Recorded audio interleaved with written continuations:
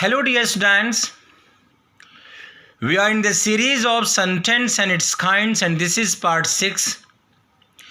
Today in negative sentence we will study use of never, never the more, never the less in detail. Firstly use of never. Never की meaning है कभी नहीं. Construction of sentence. Subject, then helping verb, then never, then main verb, then object, then complement. Guys ये construction past indefinite और present indefinite के लिए बिल्कुल नहीं है. प्रेजेंट इंडिफिनिट और पास्ट इंडिफिनिट को छोड़कर ये सारे के सारे टेंस में सूट करेगा. Let's see example. तुम मुझे कभी उकसा नहीं सकते हो. You can never provoke me. वह अब तुम्हारी दुनिया में कभी नहीं लौटेगा. Now he will never return in your world. वह अब कभी नहीं हकलाएगी. Now she will never stammer. अब बात उठती है प्रेजेंट इंडिफिनिट या पास्ट इंडिफिनिट के लिए क्या नेवर किस तरह से इस्तेमाल होगा, नेवर का यूज़ कैसे करें हम लोग.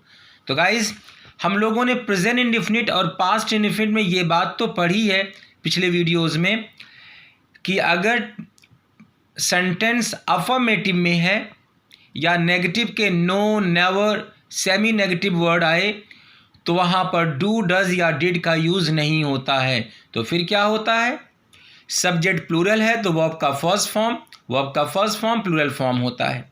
सब्जेक्ट सिंगुलर है तो मेन वर्ब को भी सिंगुलर बनाएंगे और मेन वर्ब को सिंगुलर बनाने के लिए मेन वर्ब के फर्स्ट फॉर्म में एस या ई एस ऐड करना है.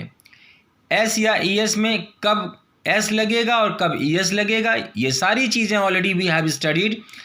तो एक बार फिर से देख लेते हैं. अगर मेन वर्ब के आखिर में सी एच, एस एच, ओ, एक्स, जेड आता है तो सिंगुलर बनाने के लिए ई एस ऐड होगा. अगर नहीं आता है तो एस ऐड होगा. तो सब्जेक्ट प्लूरल है तो subject plural, then never, then main verb first form, then object, then complement. Subject singular है उसके बाद नेवर, मेन वर्ब के फर्स्ट फॉर्म में एस या E S, then object, then complement. Example. वह कभी सच नहीं बोलता है. He never speaks the truth. वह कभी वक्त पे सो के नहीं उठती है. She never awakens timely. She never awakens timely. She never awakens timely. आप कभी झूठ नहीं बोलते हैं. यू नेवर लाई. लाई इस वक्त मेन वर्ब है. यू नेवर टेल अ लाई. यहाँ लाई नाउन हो गया और टेल मेन वर्ब है. एक बात और ध्यान दीजिए, लाई के पहले इनडेफिनिट आर्टिकल आ लगेगा और ट्रुथ के पहले डेफिनिट आर्टिकल दा लगता है. पास्ट इंडेफिनिट में असर्टिव सेंटेंस के लिए अगर नेवर का यूज़ होता है असर्टिव सेंटेंस में तो वर्ब का सेकंड फॉर्म लगेगा, वहाँ डिड का यूज़ नहीं होता है.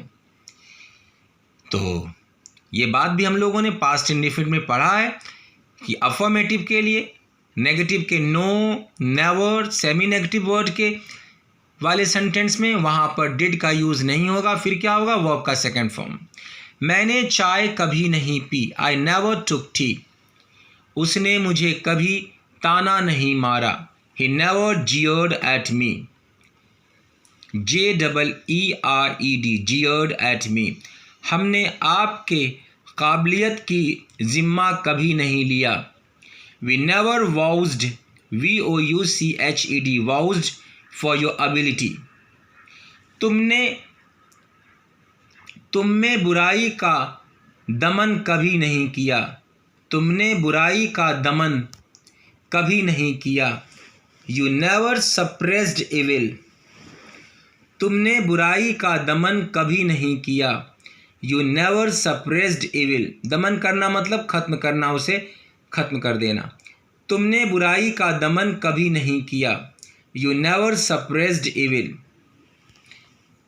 अब आते हैं never the more. never the more की मीनिंग है नो मोर या नो लॉन्गर. नो लॉन्गर का यूज़ हम लोग आगे पढ़ेंगे फॉर टाइम के लिए. इसकी मीनिंग है और ज़्यादा नहीं. नेवर द मोर की क्या मीनिंग है? नो मोर या नो लॉन्गर, और हिंदी में और ज़्यादा नहीं।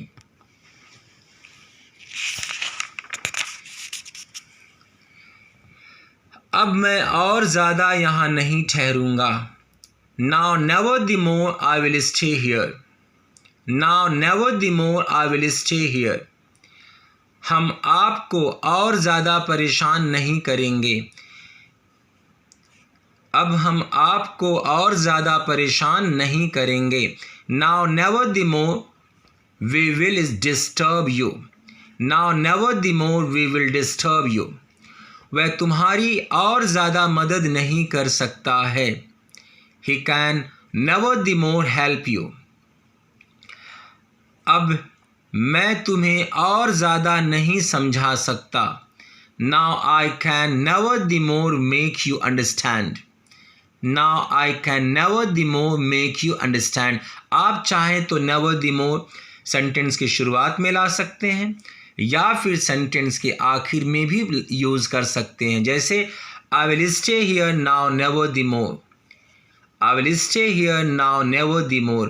और आप चाहें तो हेल्पिंग वर्ब के बाद भी ला सकते हैं, जैसे I can never the more make you understand। Now nevertheless guys ये नेगेटिव वर्ड नहीं है। It is not negative word. You can see here it is not negative word. इसकी मीनिंग है तथापि, ऐसा होने पर भी, या के बावजूद, या फिर भी। In spite of that, however, yet, still. ये एडवर्ब के साथ साथ कंजंक्शन का भी काम करता है। अगेन सुन लीजिए, नेवरदलेस दिखने में नेगेटिव वर्ड है बट ये नेगेटिव वर्ड नहीं है। It is not negative word. ये एडवर्ब के साथ साथ कंजंक्शन का काम करता है। इसकी मीनिंग क्या है? In spite of that, however, yet या स्टिल। तथापि, ऐसा होने पर भी, के बावजूद, या फिर भी। Let's see example. मैं तुम्हारी मदद करने की हालत में नहीं था, फिर भी मैंने किया।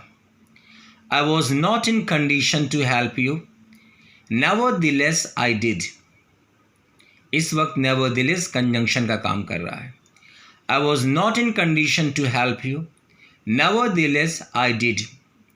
और अगर आप इसको दो सेंटेंस में तोड़ देते हैं, I was not in condition to help you full stop, I nevertheless did। इस वक्त nevertheless एडवर्ब का काम कर रहा है। nevertheless वह बीमार था, वह फिर भी मेरे साथ आया। He was down with illness। He was down with illness। He full stop, he nevertheless came with me। देख सकते हैं, फुल स्टॉप, उसके बाद ही nevertheless came with me adverb का काम कर रहा है। He was down with illness, full stop, he nevertheless came with me। और आप चाहें तो ऐसे भी लिख सकते हैं, he was ill, nevertheless he came with me। Guys nevertheless बहुत खूबसूरती से यूज होता है एडवर्ब कंजंक्शन के शक्ल में। बाकी आप एडवर्ब की तरह भी यूज कर सकते हैं। he was ill, nevertheless he came with me। वह थकी हुई थी, फिर भी वह पढ़ाती रही। she was tired, nevertheless she went on teaching। she was tired, nevertheless she went on teaching। तो आपने आज क्या सीखा? nevertheless दिखने में नेगेटिव वर्ड है बट ये एक्चुअली किसका काम करता है? कंजंक्शन का और एडवर्ब की। और इसकी मीनिंग क्या है nevertheless की? nevertheless की, in spite of that, however, yet, still। तथापि, ऐसा होने पर भी, के बावजूद, फिर भी। तो आज हम लोगों ने क्या सीखा? Never, never the more, never the less. Never की मीनिंग है कभी नहीं। नेवर द मोर की मीनिंग है नो लॉन्गर या नो मोर, और ज़्यादा नहीं। और नेवर द लेस की मीनिंग क्या है? In spite of that, however, yet, still. तथापि, ऐसा होने पर भी, के बावजूद, या फिर भी। और नेवर द लेस कंजंक्शन का काम भी करता है।